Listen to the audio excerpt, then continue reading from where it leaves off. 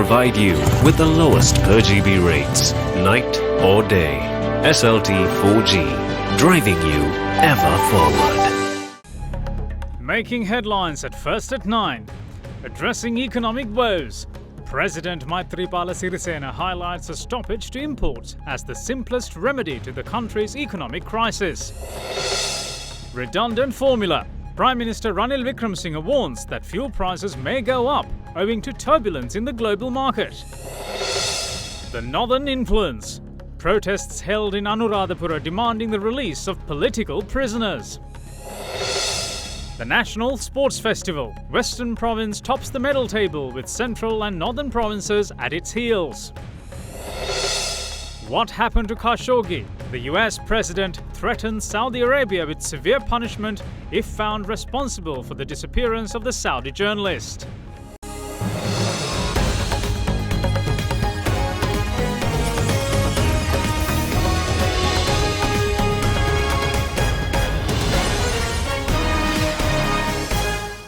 Good evening and welcome to First at 9. I'm Dhammik Eknaika. Now, in your lead story this evening, President Maithripala Sirisena proposes a stop to imports as the simplest measures to address the economic woes the country is currently plagued with. The head of state made the remark while addressing a ceremony organised to vest the new administrative building of Mahara with the people yesterday.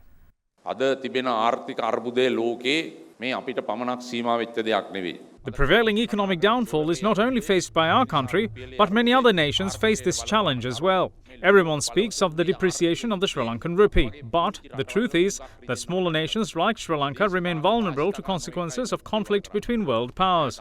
Some tend to make statements for political gain. They claim to be able to achieve what the government is unable to. The budget deficit can easily be mitigated if everyone fulfills their duties and responsibilities. How can many of our politicians say that they are free from corruption or fraud? We have only a few who can say so. Many high-ranking state officials have gotten used to what politicians do. They engage in malpractice. If we can put an end to corruption, malpractice and wastage in the country, the budget deficit can easily be met. I am not an expert in economy, but if someone asks me what my solution is to the rupee's depreciation against the dollar, I have a simple answer, which is stop imports.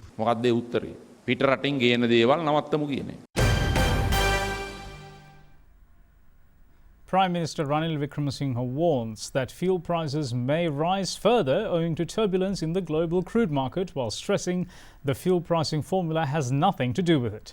The Premier heralded the caution while addressing a ceremony held at the Ahatuava Mahavidyalaya in Galgamuwa to mark the unveiling of the new administrative building and the aesthetics unit at the school this morning.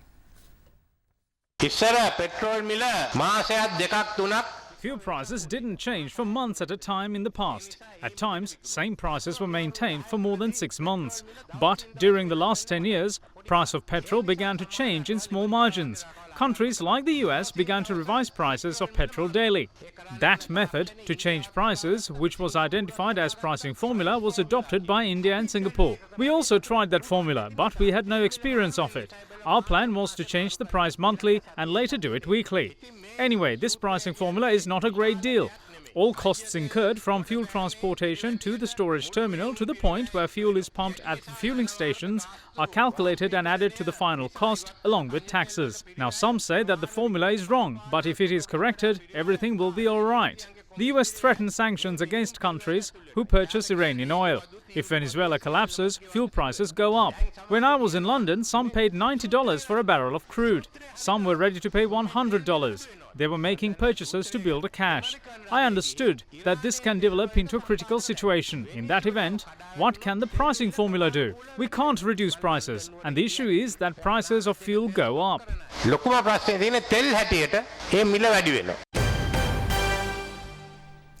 The Economic Research Unit of the Joint Opposition once more levelled criticism at the government, insisting that the fuel pricing formula adopted by it was introduced to appease the International Monetary Fund. Addressing a media briefing in Colombo today, Parliamentarian Bandula Gunawardena, who represents the Economic Research Unit of the Joint Opposition, also alleged that there is a hidden agenda at play to see the collapse of the country's banking system.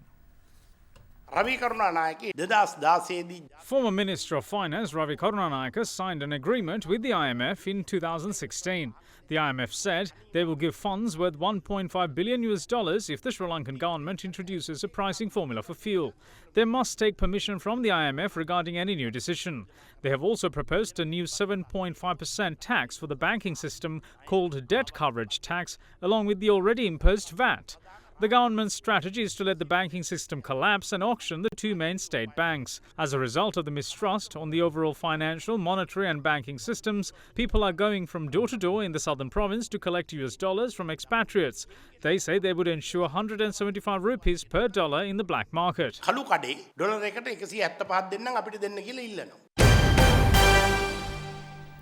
A group, including parliamentarians of the Northern Province and students of the University of Jaffna, engaged in a protest yesterday demanding the release of political prisoners at the Anuradhapura prison. A tense situation erupted during the protest when another group expressed their objections. Nearly 200 people, including public representatives and students of the Jaffna University, engaged in a protest adjacent the Anuradhapura prison yesterday. Marching for 5 days from Jaffna, they demanded the release of political prisoners held at the Anuradhapura prison. The president has assured that political prisoners will be released soon. He said that a decision will be taken on the matter during the Defence Committee meeting scheduled for the 17th. The prisoners have called off their hunger strike, hoping they will be released then. If we don't have a decision after the 17th, I believe it is the responsibility of the TNA to vote against the budget. The situation at the scene of the protest took a turn as another group objected the demonstration.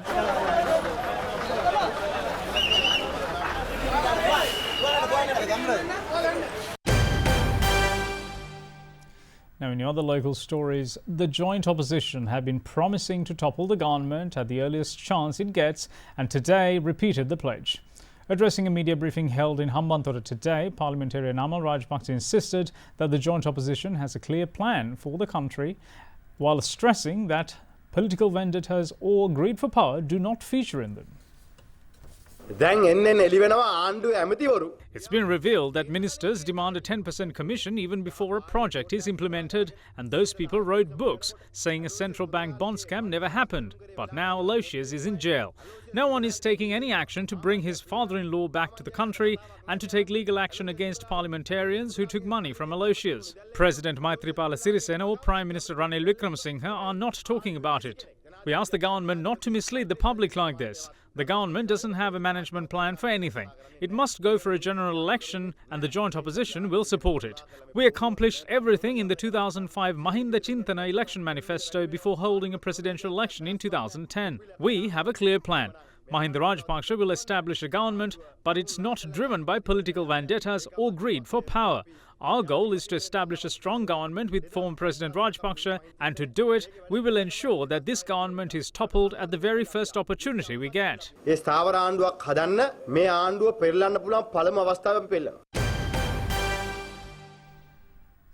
Former Defence Secretary Gotabaya Rajapaksa today voiced his opposition over a possible move to privatise the state aviation sector, which allegedly appeared in media reports. Addressing journalists after a Buddhist religious event held in Madura today, the former Defence Secretary said that the government's inefficiency has led to the mismanagement of the aviation sector.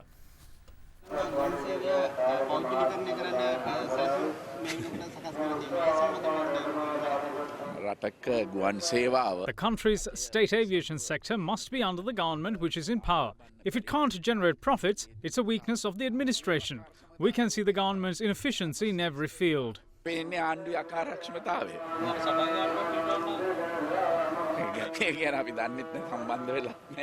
don't know anything about it. We are not a part of it. We don't even receive any information regarding it.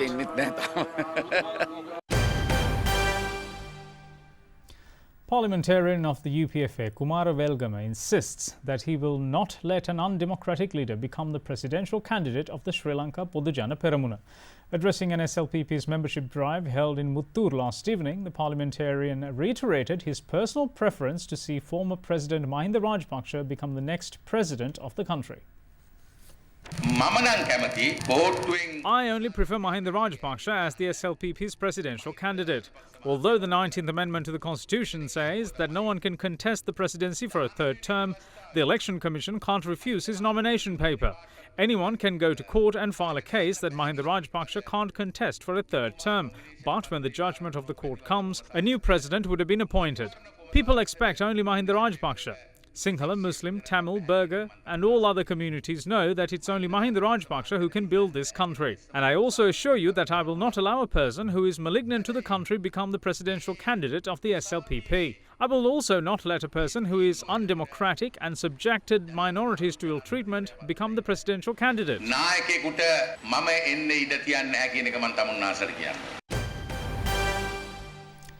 Parliamentarian Derana today called on fellow MP Kumara Velgama to ensure, or more like to lend his support to ensure, that former President Mahinda Rajapaksa is made the next Prime Minister of the country. Presidential candidacy along with talks of a caretaker government continue to be topics of debate in the political sphere. Just as we withdrew, we will see to it that the rest also withdraw. If there are people who say they cannot join us, they can keep serving at Sirikota while we go ahead and make Mahinda Rajapaksa the Prime Minister for sure. Friends such as Velgama are making various statements on making the former president the PM.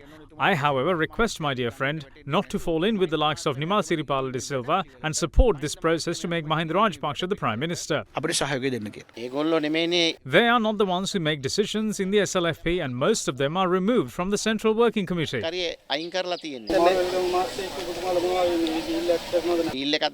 A deal should be struck with a leader, and he is not one.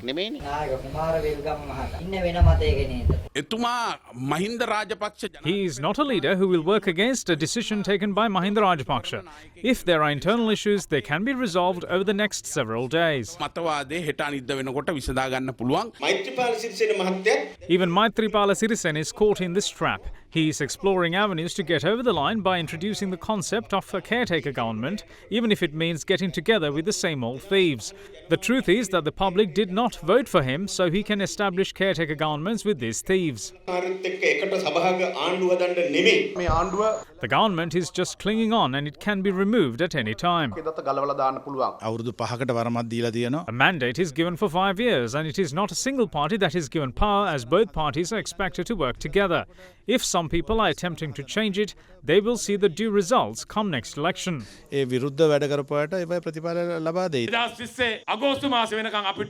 are given power until August of 2020.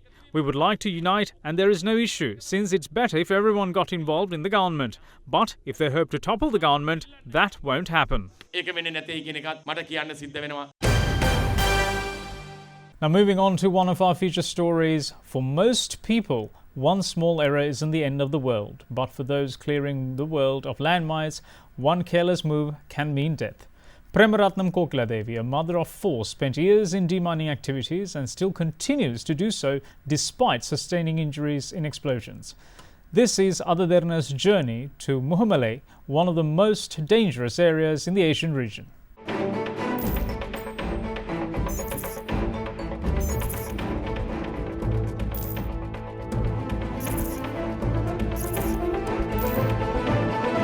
Premaratnam Kokiladevi is a mother of 4 who lost her husband due to the 30-year conflict. She is now engaged in one of the most dangerous tasks, that is in demining activities in Muhammale. She is aware that the simplest mistake could bring death upon her. Muhammale is regarded one of the most dangerous areas in the Asian region due to landmines. Even 2 of her staff working to rid the area of landmines have been killed due to an explosion. I too sustained injuries when a bomb exploded in 2013. I was afraid then, but not now. Many are afraid of coming to this village due to landmines. We will hand over this place to them after clearing all landmines. Military personnel of the voluntary organization she works for are also engaged in the demining activities along with rehabilitated LTTE cadres. During and after the conflict, many war heroes and area residents were left permanently disabled due to these landmines.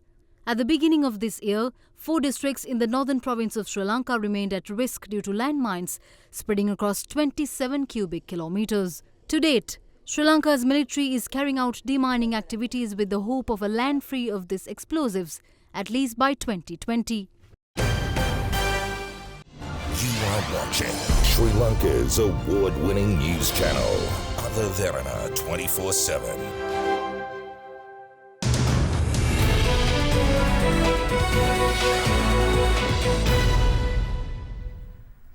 Welcome back. You're watching First at 9. Now, Minister of Agriculture Mahinda Amaraveera states that rice producers have agreed to reduce the price of rice by 10 rupees per kilogram. The agreement has been reached at a discussion held last week on the control price of rice. Minister Amaraveera revealed the development today when he was quizzed on the latest prices of rice.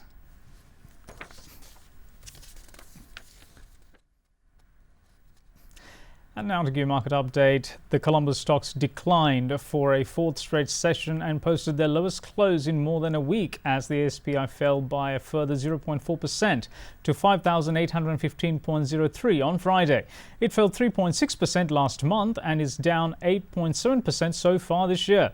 On Friday, foreign investors were net sellers of 311.5 million rupees worth of shares, extending year-to-date foreign outflow to 6.6 billion rupees.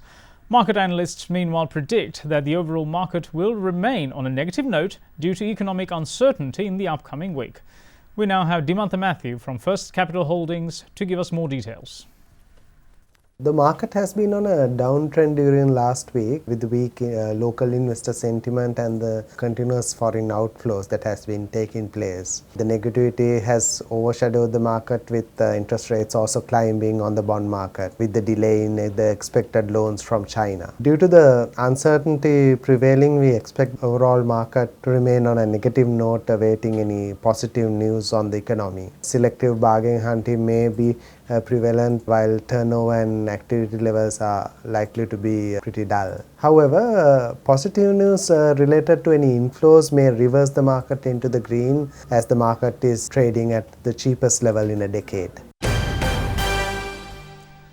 According to a recent report released at the World Intelligent Manufacturing Summit that began on Friday in Nanjing, China's intelligent manufacturing market is thought to exceed $31.8 billion by 2020.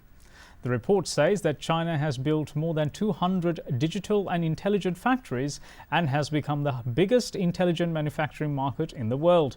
The value of system solutions in the intelligent manufacturing market reached 106 billion yuan in 2016, a year-on-year increase of 18.4%, and is expected to continue to grow.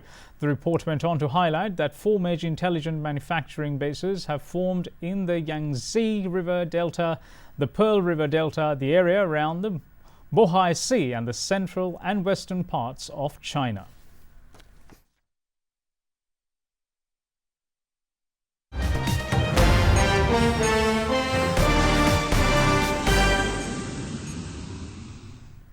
Time to look at news from around the world. Now, US President Donald Trump threatens severe punishment on Saudi Arabia if the Arabian nation was found responsible for the disappearance of Saudi journalist Jamal Khashoggi.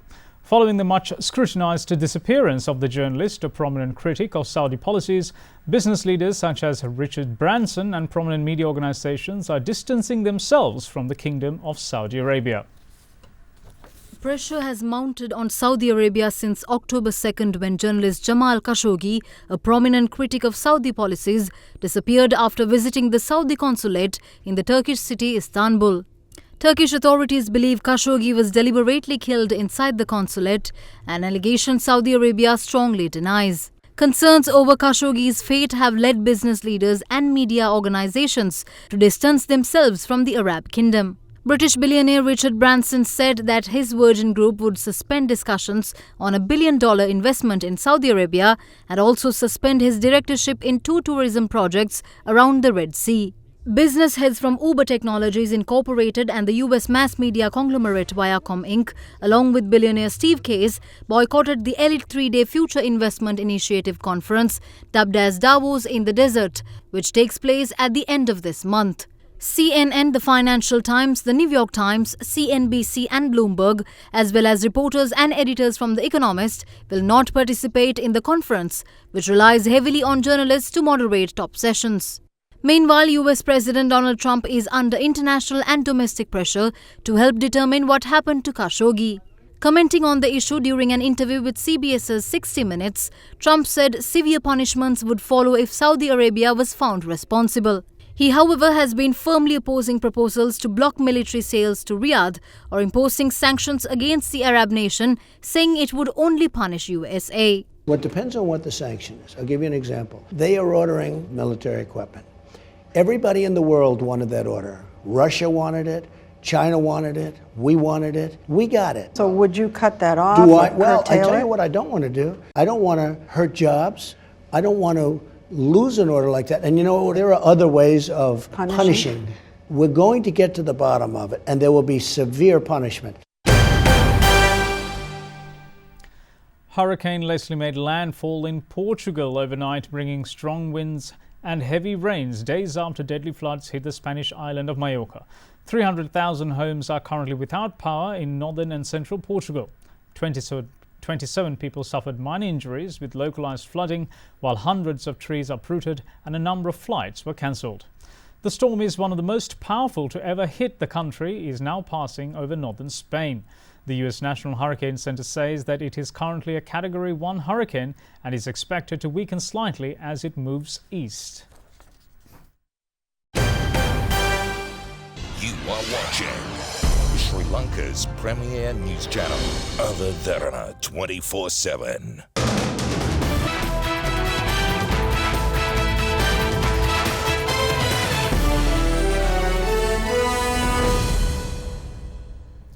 Welcome back.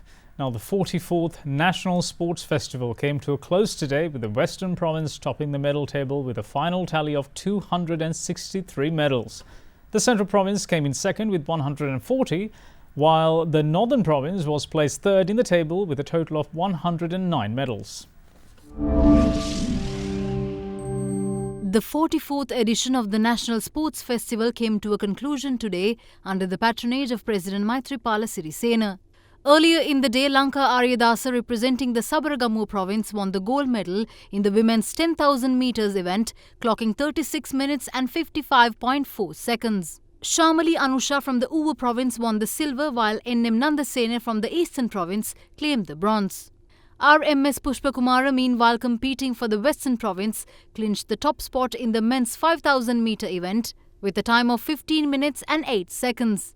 DL Samarajiva of Central Province and AK Taranga from Sabaragamu Province finished the event in silver and the bronze positions. With all events concluded, the Western Province topped the medal table with a total of 263 medals, while the Central and the North Provinces came in second and third with medal tallies of 140 and 109 respectively. Now, moving on to tennis, Novak Djokovic continued his scintillating run of form as he breezed past Croatian Borna Coric 6-3, 6-4 today to win the Shanghai Masters title for the fourth time. Djokovic, being the winner at Wimbledon, the US Open and now the Shanghai Masters, surpasses Federer as world number 2.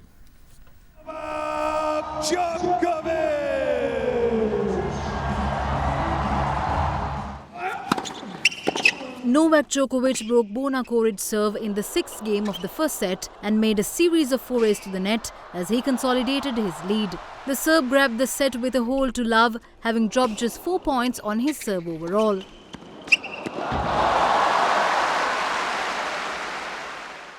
Coric, who collected one of the biggest wins of his career by defeating Roger Federer in the semi-finals, looked far from his best in the first ATP Masters final as he dropped his serve in the opening game of the second set. The 21-year-old saved 3 match points to hold the serve in the ninth game before Djokovic served out to clinch his fourth title of the season with a 6-3, 6-4 victory.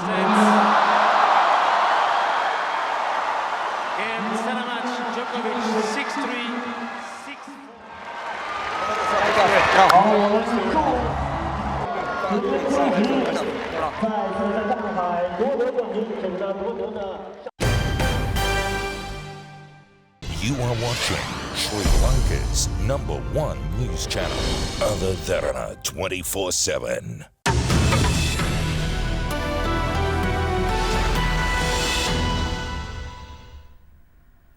We have Shanila Fernandez standing by at the Other Derana Weather Centre with your forecast first evening edition.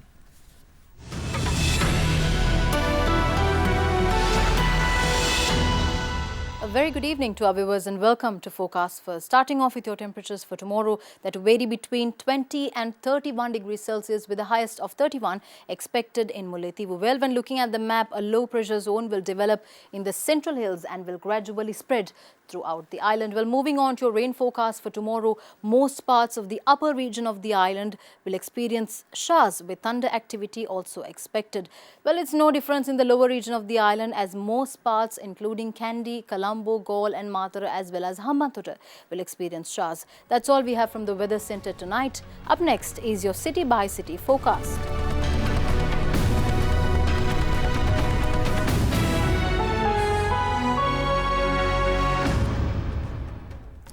On a programming note, our weekly entertainment show Showbiz Tonight will telecast right after First at 9 tonight, so be sure to join us for the latest from the world of entertainment. And that's it from all of us here at First at 9, and before we go, we'd like to take you to Kotor, a coastal town in Montenegro with a population of just over 13,500. Medieval architecture and numerous monuments of cultural heritage have made Kotor, or led Kotor rather, to be chosen as one of the natural and historical heritage sites by UNESCO. Thanks for watching. Bye-bye.